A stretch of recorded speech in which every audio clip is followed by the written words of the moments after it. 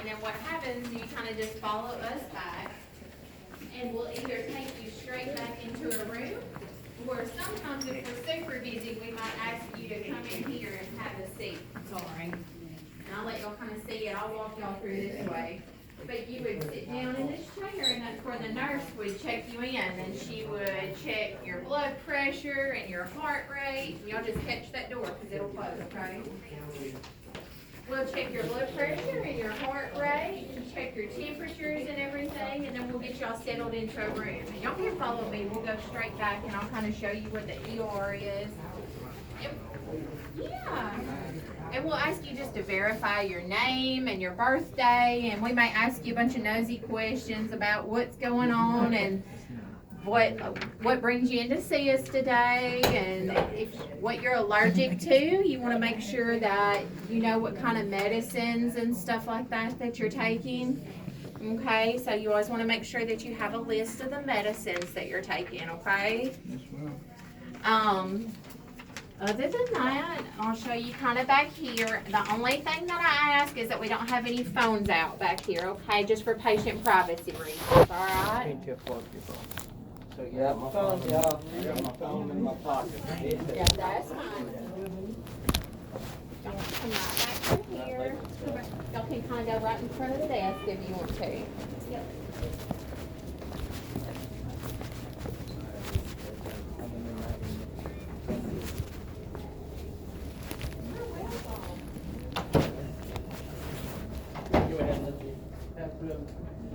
So back here is the ER. So when you come back here, typically one of the nurses will take you into one of these rooms back here.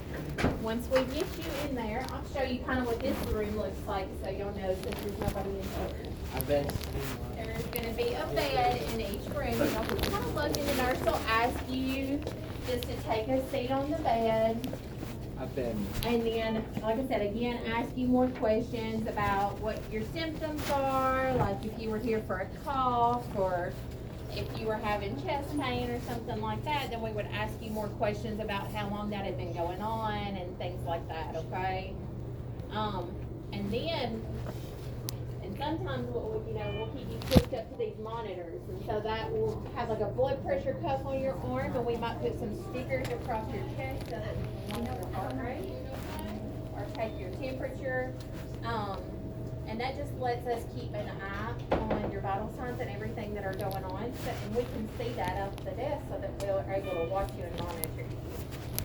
And then after that, what happens is then the doctor comes in, and that's Dr. Williams out there at the desk, but the doctor will come in, and he'll kind of do the same thing that we did. He'll ask you what brings you in to see us today, and ask you more questions to kind of figure out what's really been going on.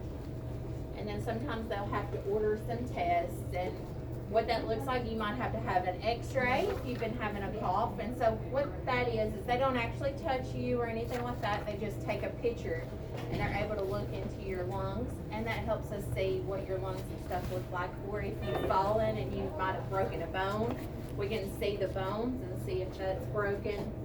And then, sometimes we do have to do a little bit more and do blood work and things like that, and draw some labs. But then our great ladies from the lab come in, and then of course you're always allowed to have a family member back here with you so that you're not alone. Do y'all have any questions at all? No, ma'am. No? Yeah. How many volts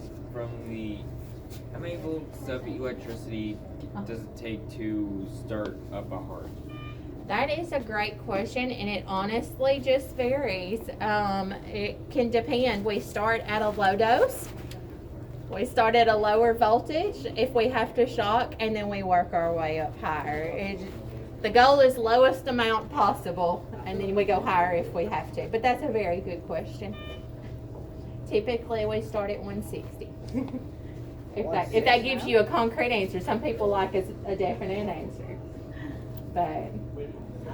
But other than that, after the doctor sees you and all your lab results and everything come back, then they come back and talk to you and give you a diagnosis, hopefully give you some medicine that's able to help you feel better, and then If everything's good, then hopefully you usually go home. Sometimes you have to stay with us a little bit longer for a few days in the hospital, but that's about what it looks like. It's virtually painless. And that's here, like, down this hall. Uh-huh, back it here, is down towards the back of the hospital. If you are able to stay here in the hospital, you can stay on our floor here. Do you remember my brother, Wesley? I don't know that I necessarily remember, but we treat all kinds of people every day, so I'm not really good with names. We see so many people every day. My uncle used to work here. He was a janitor. So. Okay, that's awesome. Yeah. We have lots of awesome employees that work here. I'm glad that you guys got to come see us today.